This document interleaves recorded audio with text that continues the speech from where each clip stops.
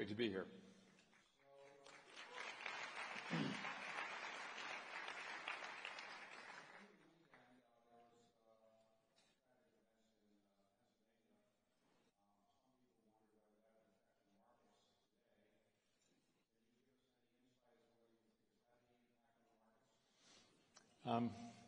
David, I think I'll leave the markets out of it for a second if I can and just say that it was really a very sad day for our country. Political violence has no place in our society, and I condemn it in the strongest terms. I know we all do. A man died at a political rally. 2 other people were critically injured. It's just a sad day. And I'll say that I'm grateful that the injuries to the former president were not more serious. I'd rather not comment on the markets. It's too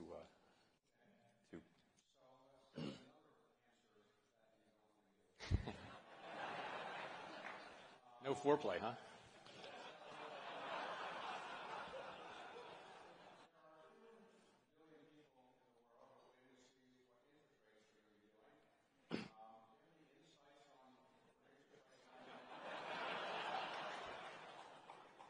So I'm going to take that as a great opportunity to talk a little bit about the economy and then talk about where that leaves us with policy. So I would just start by saying that the U.S. economy has performed really remarkably well over the last couple of years.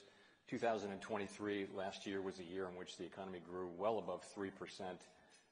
The labor market remained very strong, unemployment remained very low, and inflation came down at quite a sharp pace, particularly in the second half of the year, by a very large amount. And that forecast was almost unheard of. It was unheard of before 2023. So big upside surprise that year.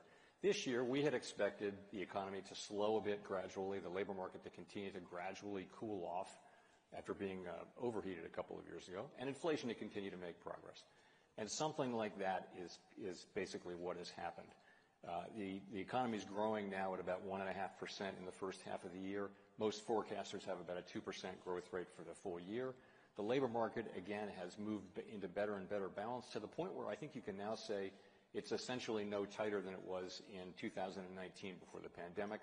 Remember that the labor market of 2019 was a very strong labor market. So we're back to that place, no longer overheated. On inflation, in the first quarter, we didn't make any more progress. The second quarter, actually, we did make some more progress. We've had now 3 better readings, and if you average them, that's a pretty good pace. So turning to policy, your question, what we said is that we didn't think it would be appropriate to begin to loosen policy until we had greater confidence that inflation was moving sustainably down to 2%. We've been waiting on that, and I would say we didn't gain any additional confidence in the first quarter, but the 3 readings in the second quarter, including the one from last week, do add somewhat to confidence. We've also said that we're a dual mandate bank.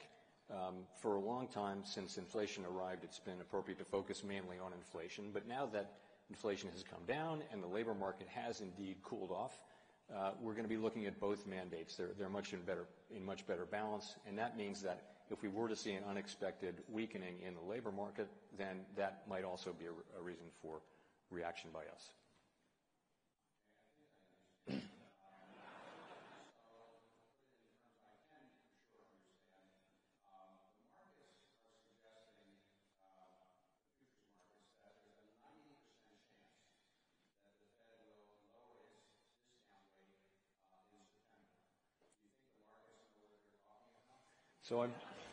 So today I'm not going to be sending any signals one way or the other on any particular meeting. So just to ruin the fun right at the beginning. I simply, we're going to make these decisions meeting by meeting, and we're going to make them on the basis of the data as they come in, the evolving data, the evolving outlook, and also the balance of risks now that the 2 mandates are basically close to being in balance.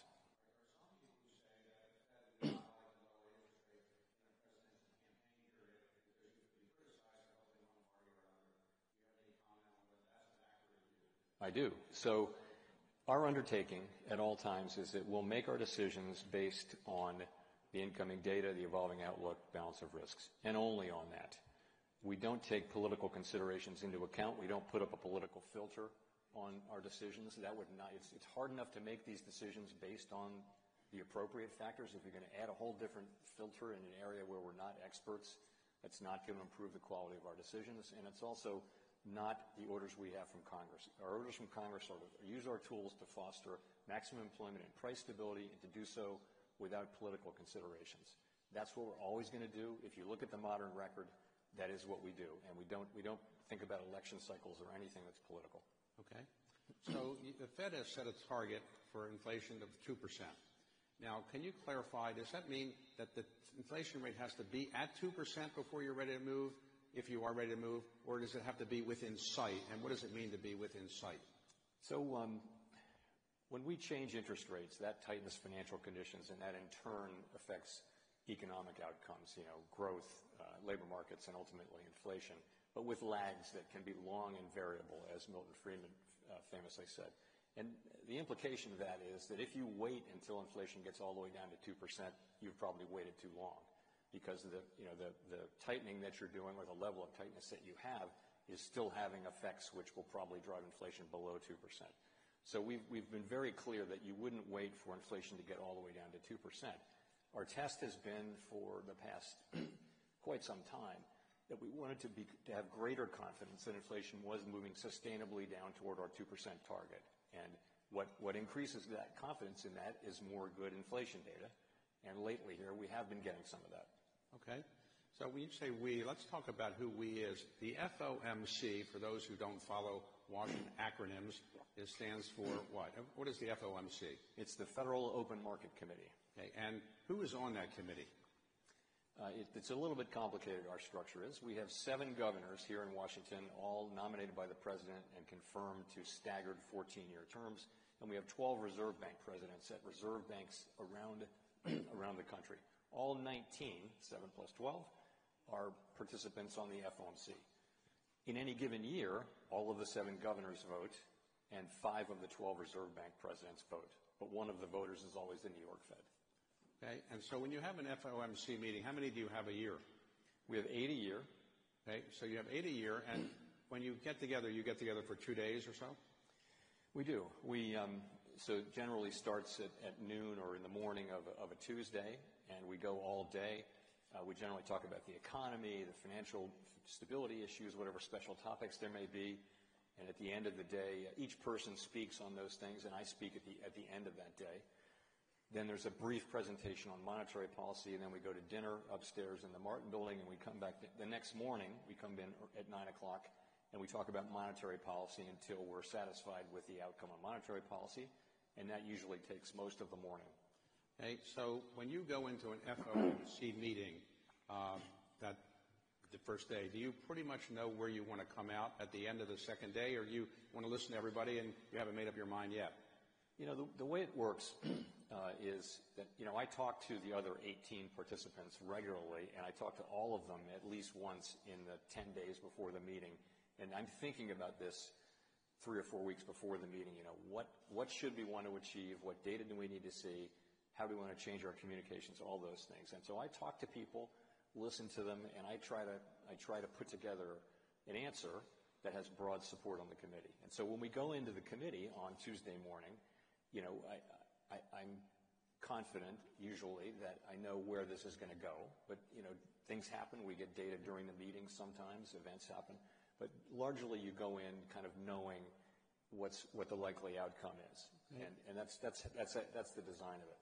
So normally, if somebody calls somebody, you call all the other board members, FOMC members from time to time. When you call them, do you have a trouble getting your call returned, or you get a call right back, or do they take your call right away? These calls are scheduled generally, and they go all day long. I have, like, the Friday before the meeting, I think I have 11 half-hour calls, and it's pretty. We talk about the economy. We talk about very specific aspects of the economy, about our mandate, and then we talk about policy. So there's a lot to talk about. I take pretty careful notes, and people think, but by this point, they've read all of the preparatory materials probably twice. They've talked about it with their staffs, and so you get a really good sense of what people's thinking is. It's a very good process. But you don't feel you have to have unanimity when you make a decision, right? No, I always try to listen carefully to everybody. I find that if you do listen and understand people's points and try very hard to incorporate them into what we're doing, for most people, most of the time, that's going to be enough. people do dissent. That's completely fine. We actually have, given that we have 12 reserve banks with their own economic staff and people with different backgrounds on the board and among the reserve banks, we have a disparity of views at every meeting on every question. But people do, I mean, I think you want to dissent on important things, and so people are perfectly able to dissent, and when they think that's appropriate, they do. So a lot of people in Washington, government agencies, are very good at leaking things. You're not that good at that. Why doesn't the Fed leak more? Why don't you kind of leak a lot more about what you're going to do? You just don't leak that much. I'm kind of proud of that, actually. We do take our obligations to confidentiality very, very seriously, and because we know, how consequential it would be for someone at the Fed to be leaking. Our whole success depends on having the public's confidence that we're ethical and that we're working on behalf of all Americans and not on behalf of ourselves, and we're not leaking and that kind of thing. So we do have a culture. When we're working on for example, a regulatory matter or some matter involving one of the banks, it never leaks out of the Fed. So I am proud of that record. Okay, so if you go back in history, when inflation began to arise after COVID, at some point people said, including you, that it was transitory. In hindsight, what do you think people missed about the nature of the inflation? Why was it more enduring than people initially thought? So this is a question that people will be writing papers about and debating long after all of us are gone. And it's early to say. It's actually kind of soon to be answering it, but I think so here's my answer to that question. When inflation arrived in March of 2023, it was really coming out of the goods sector, and it was connected to really high demand for goods, and it was the supply chains, global supply chains, which account for most manufactured goods, collapsed because of too much demand and because of COVID,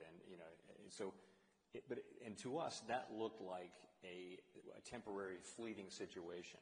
We also lost several million people out of the labor force, so wages went way up as the economy really boomed when we reopened the economy, and we thought vaccines were coming in, and we thought that would fix itself too. Kids would go back to school. We essentially overestimated how quickly the economy would return to normal.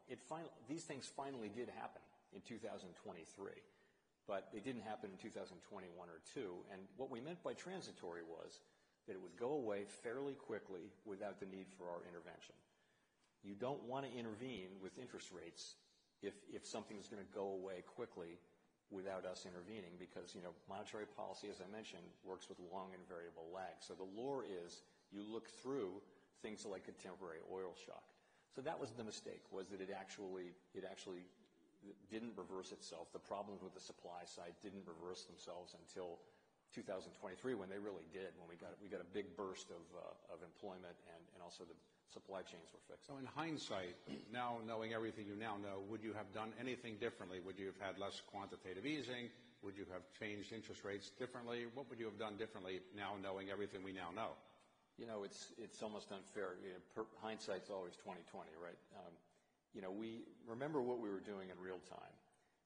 We went from a really nice economy in December of 2019 to a global partial shutdown of the economy, and we were contemplating. There was no thought that vaccines were around the corner. The economy's closing down. We were looking at severe and perhaps prolonged downside risks. Literally, people thinking and doing work on, are we going to have another depression? Is it going to be the 1930s? So governments around the world, and in particular the United States government, really went to work to provide a lot of support to the economy. We did everything we could, including many things that were red lines that we'd never crossed. We crossed them to support the economy and support the financial system. And it was all done because we were managing severe downside risks, which did not materialize. We did not have a depression. And part of that is because of what we did. Then the economy reopens, and demand is very, very strong. And we saw a big burst of inflation everywhere, including in the United States. It was different in different places, but so that's what happened. And it's not. That's how I would answer that. Okay, but so what you did, you're happy with what you did in hindsight. you would say? In foresight. I think that the work that we did in 2020 in response to the pandemic will stand up very well in history. I think people will look at the things that we did, and essentially the financial system was grinding to a halt all around the world. We acted. We were the first central bank, and we were the most, supportive. And I think that work will hold together when historians are looking back on it in a long time. I think when you get to the inflation era, that becomes a different question, and people are going to be arguing about that for a long time. As a result of the action we took, and the economy was thought to slow down a fair bit, and many people use the phrase hard landing to describe hard landing as a euphemism for a recession, I guess. People thought in 2023 we might have a hard landing. People thought in 2024 we might have a hard landing. And none of these people were economists, professionally trained economists, but they seem to be wrong. So do you rely on these economists very much in the future when you're projecting whether you should listen to their views on where the economy is going? Or how do you react to the fact that we haven't had a hard landing and disappointed all those economists? So I'll just say that, as someone famously said, predictions are very difficult, especially about the future. Right. And also, I know a lot of economic forecasters, and forecasters are a humble lot with much to be humble about. It is extremely difficult. Every good forecaster will tell you that it's very, very hard to know what the economy is going to do. To give you a good example. In our Teal book, every FOMC cycle, there's a book that goes out, and there's a baseline forecast in that. And our forecasters are really the top people in the field, and they give you that baseline. They also give you a section in that book which shows 7 or 8 alternative scenarios, which they also regard as plausible. So it's always a probability thing like that. It's not like we've identified this one thing. So last year was a big surprise, and it was a big upside surprise. So of course we welcome those. We'd be happy to have more of those. But it just was one of those things where where things turned out much better for a whole variety of reasons. I will say that on the hard landing question, I have always felt like that there was a pathway to getting inflation back down to our 2% goal on a sustainable basis without the kind of pain in the labor market, the kind of high unemployment that has been typical of tightening cycles and getting inflation down. And the reason why my colleagues and I thought that was that the labor market was so overheated that it could cool down quite a bit without having to. There still is apparently no slack in the labor market. The labor market does not have slack. Essentially, you're at equilibrium now. But look where inflation is. Inflation's at 2.5%. So this was in defiance of a lot of conventional wisdom, but we thought that was right. And that says that you have to be, one thing you learn is humility in forecasting. But so I wouldn't rule it out, but I would say that the kind of hard landing scenario is certainly not the most likely or a likely scenario. So you have said you have a target of 2% inflation. You want to get it in sight of 2%. Do you have a similar target for unemployment? If unemployment went to 4%, are you saying, well, that's okay because we don't need to do anything because 4% is tolerable? Or do you have such a similar kind of target as you do with inflation? So you can't reduce unemployment to a single number because for a couple reasons. First of all, the natural rate of unemployment probably moves through the cycle and over time. Maximum employment is a function of many, many different variables. It doesn't reduce itself to a specific number that would be durable over time. So inflation has 2% inflation some years ago became the global standard that everyone aims for in one way or another. Some people have suggested that the Fed's independence is not as good as people talk about it being, and that maybe we better have more White House coordination with the Fed. I'm sure you've heard about this. I think that... Any comments on that? I'd be happy to comment on what independence, on the point of central bank independence. So I think a long time ago, people have learned that a central bank that's independent of political consideration does a better job getting inflation under control. And that is accepted wisdom in all advanced economies around the world. It's also a principle that has very, very strong and broad support where it really matters, which is in Congress. You talk to senior leaders in both chambers, in both political parties, and they all understand that you want an independent central bank that doesn't run monetary policy to support or oppose any particular politician or political party. Independence is one thing, but you still have some information sharing. So how do you coordinate or share information with the administration? Do you regularly meet with the Secretary of Treasury or White House staff people, or how do you communicate with them? So there's a very standard set of relationships which doesn't change at all, administration to administration, and I'll start anywhere, but Council of Economic Advisors is in the White House. We have lunch with them every month or so, although they get canceled sometimes because we're all busy. That's one thing. I have breakfast with the Secretary of the Treasury every week, unless she's traveling or I'm traveling. I have, since there was a National Economic Council, there's been a regular / sometimes irregular breakfast with the head of the NEC, and I do that too. Do you ever get a call from the President of the United States saying interest rates are too high or something like that? So, ever? No. I would say that, meetings with the President are rare and appropriately so. Okay. So you were originally appointed to the board of the Fed by President Obama, yes. And you're appointed chair by President Trump and reappointed by President Biden. And your term as chair goes through, I think, May of 2026. That's right. So any thought about staying through all the way through May 2026? You're going to do that? Yes. Okay. And if some president came along and said, well, you did a great job, I'd like to reappoint you, would you consider that? I have nothing for you on that today. Okay. All right. And is being chair of the Fed a enjoyable job or not so much? It is, actually. I think I enjoy it. I enjoy it quite a bit. I do. First of all, it's a great honor. It's incredibly interesting. I love the people we work with. I love the institution.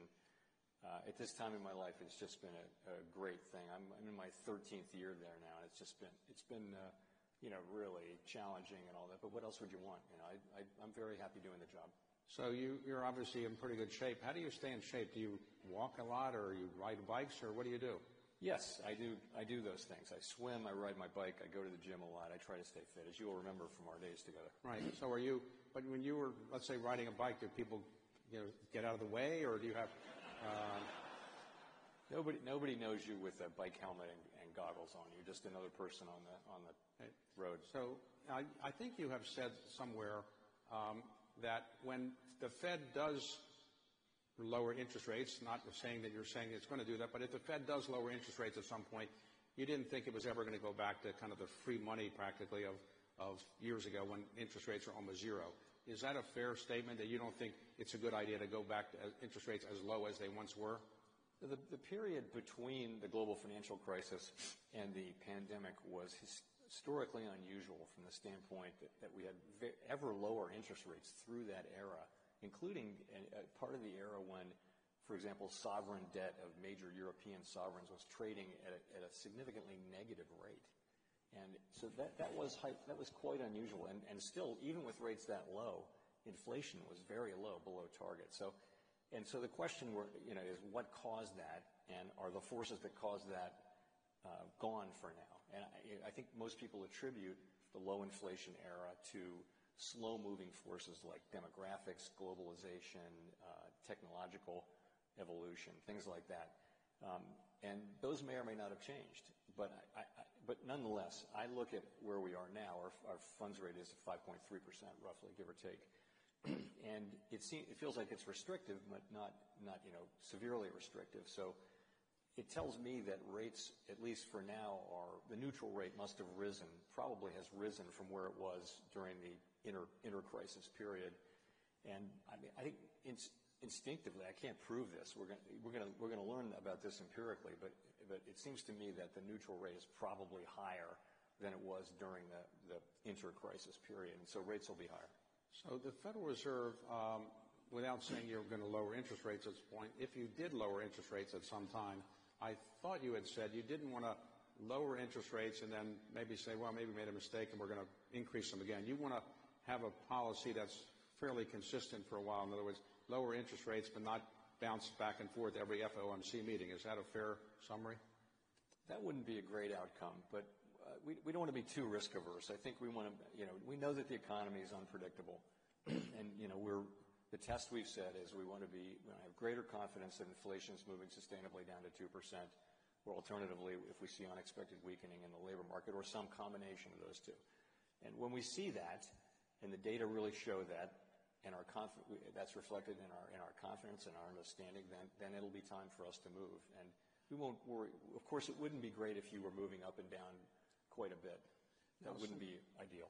Some of your predecessors used to speak in what I call Fed speak, which is to say incomprehensible to the average person.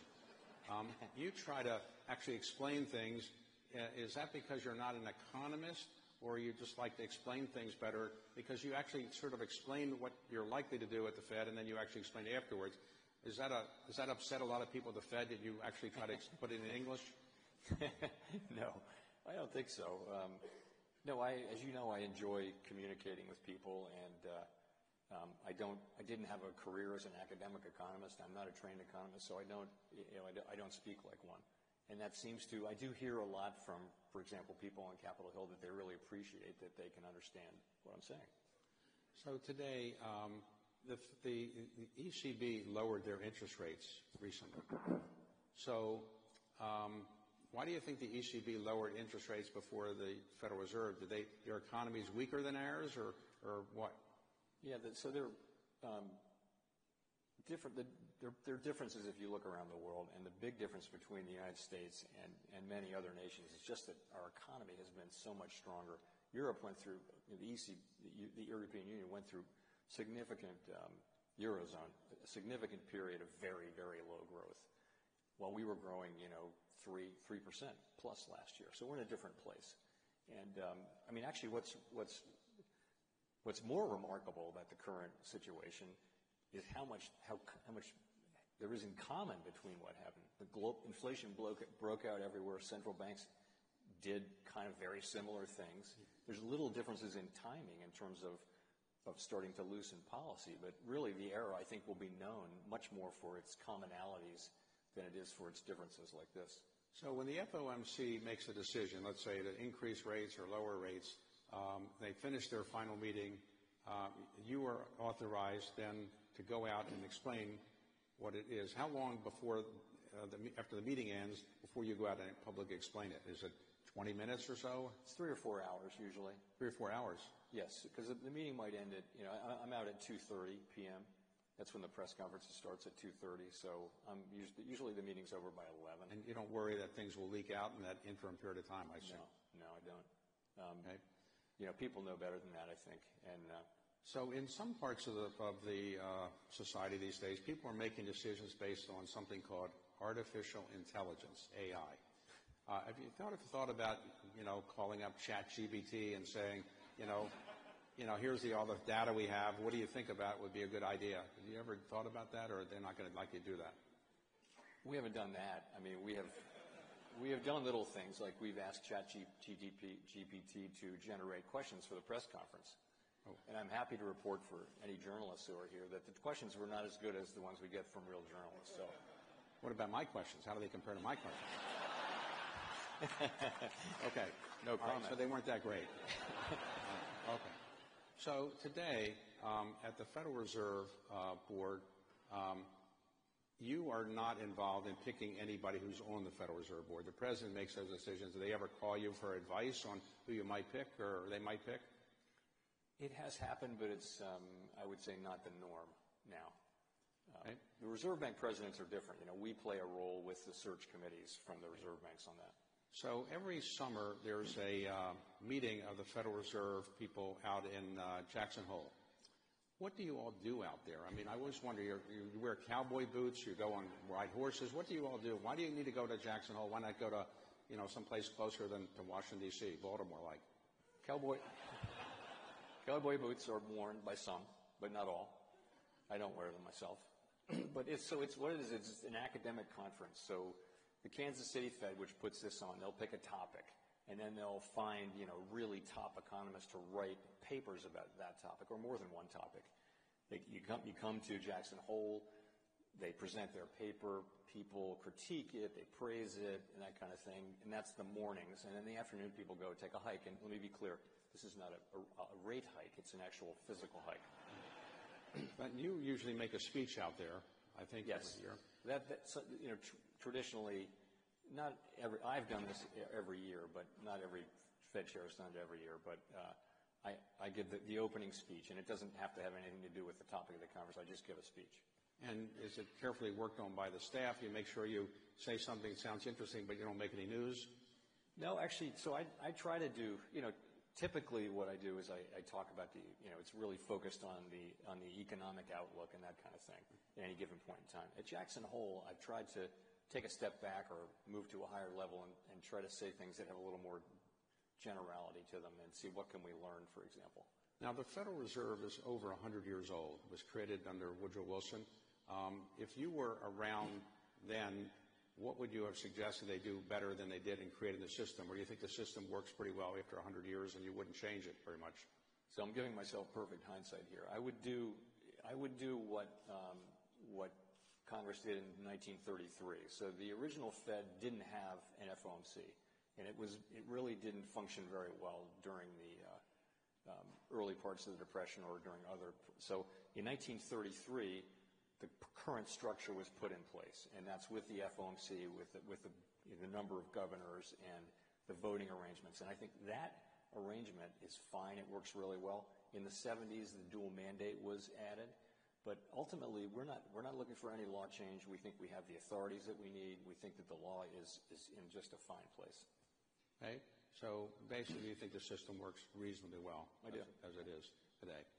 And today, what is the biggest economic challenge you think facing the country? Is it growth? Is it inflation? Hard landing potentially? Or what are you most worried about? What keeps you up at night, if anything, in the economy? So I'll say in the short term, that's what keeps me up. Like literally, the thing I'm thinking about in the middle of the night is always this balance we have between not wanting to, if we ease too early, we can undermine the progress on inflation. And if we wait too late, we can undermine economic activity. We can undermine the expansion. And, so we want to get this right. And getting it right is incredibly important for the people we serve. So that is really, that's what I spent a lot of my thinking time on. Longer term, there are lots of things to worry about, but that's really what keeps me up. Most people, they have dinner with friends sometimes. How can you have dinner with friends without hinting at what you're thinking about? And do you ever get suggestions from your friends at dinner, this is what you should do? And how do you respond when they kind of say, maybe you should lower interest rates? Do you just keep eating or what? You might define the word friend to mean doesn't ask you about interest rates. So... No, people don't do that generally. People I don't know will always say, hey, cut rates. Somebody said that in the elevator this morning. Did that influence you or no? I said, thank you, sir.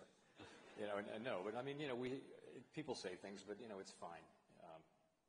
Okay, so today, for somebody that would like to be the chairman of the Federal Reserve Board in the future, is it a job you would recommend to your best friend or your best enemy? I think it's a great job. I think, again, the last thing Chairman Bernanke said to me as he was that day, I went to see him that day, his last day at the Fed, he said, you learn so much at the Fed. Remember, Ben Bernanke was a top 5 monetary economist in the world when he arrived at the Fed. So he learned a lot at the Fed. So can you imagine how much I've learned, starting? So it's never felt like work. It's so interesting all the time. And also, the dedication of the people who work there, and the staff, these are people who have chosen a life of not being in the public spotlight. They just want to do their work and serve the public, and they're very dedicated. It's a wonderful place, and I would recommend the job. So the Fed is also responsible for, the way the Fed is set up, you're worried about a stable currency, I assume, and stable, well, not currency, you're worried about, stable prices. Inflation. Yeah. And you're worried about unemployment, but you have you don't make any decisions about what the impact is going to be on the currency or the dollar. In other words, the impact of what you decide to do on the dollar is not something you're mandated to worry about. Is that right? That's right. The administration has that portfolio, the management of the dollar for what that is. It used to be something different than what it is now. But for us, the effects of the things that we do or don't do on the dollar are just another financial variable like equity prices or things like that. Hey, but if you worry about inflation, as you obviously are, what about the debt the United States has? We have $35 trillion of outstanding government indebtedness, and we're adding about $1.6 to $2 trillion more or less every year. Aren't you worried about that on the impact of the economy on inflation? So I am very worried over time about the deficits that we're running. It's not the Fed's job. We don't give Congress advice, but let me just say that we're on an unsustainable path. That doesn't mean that the level of debt we have is unsustainable. It's not. But the path we're on, where we're running, large deficits at a time of full employment and healthy growth, is not a sustainable one over time. And we really need to get to work on that. I would hope this is a top-line issue for elected people whose job it is not our job. And I believe that I do talk to quite a few elected officials in Congress, and I think there is a rising sense that it's time to do something about that. And it will take bipartisan action to address. Let me ask you, in dealing with Congress, you testify, I think at least twice a year before members of Congress. You do the House side and the Senate side. Have you ever suggested them having a joint committee so you don't have to say the same thing twice, or they don't like that? This is in the law. It's twice in February and twice in July, so it's 4 times a year. This is the Humphrey Hawkins put that in, and it's a tradition. And so the Senate went first last week. The House went first in this March, so they alternate. I think it would take I don't know what it would take. Do you get a lot of questions from members that you think are really adding a lot of good advice to you, or? I think the members ask excellent questions. Yes, thank you for asking. They do. I'm generally very much pleased. But you spend a fair amount of time with members of Congress compared to some of your predecessors. Is that because you think that they add a lot of value, or you just think it's a good courtesy to do that?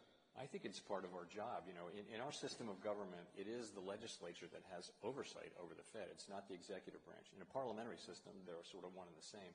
So it's the two committees, and so I spend a great deal of time up on the Hill talking to people in both political parties, House and Senate, just finding out what's on their mind and really trying to take on board their thoughts on the economy and on what we're doing. And I think they appreciate that. And I think that to me is really a big part of this job.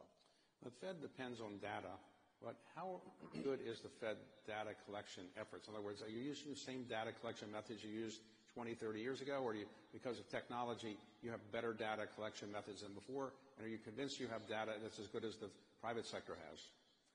Most of the data that we get is the same that everybody else gets. The unemployment data, the inflation data, not collected by the Fed. We do some data collection, and we've actually been, dabbling in big data efforts for more than a decade. So I think we're very focused on the quality of data and collecting different kinds of economic data. During the pandemic, of course, it became necessary to do all kinds of find all sorts of different sorts of data to reflect what was going on in the economy. We did a lot of that too. So when you became the chair of the Fed, what was the best advice somebody gave you who was the previous chair of the Fed? What comes to mind, I can't think of one thing. I thought that what Chairman Greenspan said was get a set of earmuffs.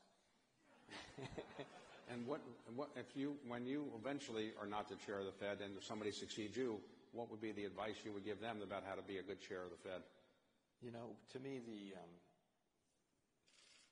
I think it's a very special American institution, and it's one that works to serve all Americans. And absolutely critical to that is staying in our lane, sticking to our knitting, not running to reach out to the big hot political issues of the day. And I think that's critical because once you do that, if that's going to be what you do, what's the case for your independence? Congress has given us these powers. They've left us alone to do it. And really we need to do those things and resist the temptation to expand that mandate. That's what I probably will say to my successor. Now, when you want to go out to, let's have a dinner in a restaurant, do you worry that people are listening to what you're saying, they're eavesdropping, or you don't say anything that anybody has to make you worry about? So that is exactly what I worry about. I have found that I get recognized now, and people at the next table are always listening. So we don't really go to restaurants. So what do? You just go in a private room, or you don't go to restaurants? If you're at a restaurant, you need to be in a private room because, of course, the people and by the way, if someone at your table were to be well served and start to speak loudly, everyone's hearing that too. So you got to be. We just don't do that for now. We go to we eat at home a lot. We eat at friends' houses. Okay. Well, your wife is here. Where is she? She's right there. How long have you been married now? 39 years. 39. You had to add that up. Do the arithmetic, yeah. 39 years. And you have how many children? 3 children. And any grandchildren? We have 3 grandchildren, 3 little boys, the oldest of whom is 3, and all in the same family. So this is going to be quite a little place to visit. Okay. Well, look, we've known each other a long time. I congratulate you on doing a great job at the Fed and avoiding the hard landing. And thanks for earlier telling me when you're going to lower interest rates in our private meeting. I now know when interest rates are going to go down. No, actually, that's not true. Said you wouldn't tell anyone. Right. Okay. Of course. Jay, thanks for a great job you're doing for the country. Thank you. Thank you, David.